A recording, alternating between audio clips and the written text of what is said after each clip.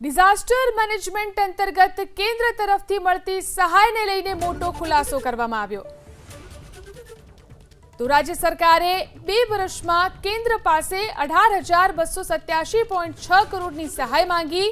વર્ષ 2024માં 11,274.2 અને વર્ષ 2025માં 7,013.58 કરોડની સહાય માંગી।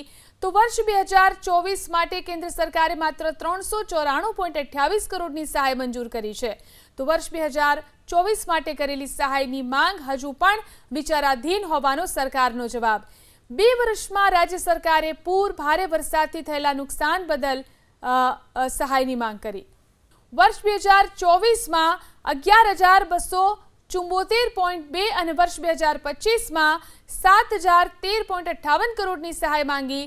તો વર્ષ 2024 માટે કેન્દ્ર સરકારે માત્ર 394.28 કરોડની સહાય મંજૂર કરી છે।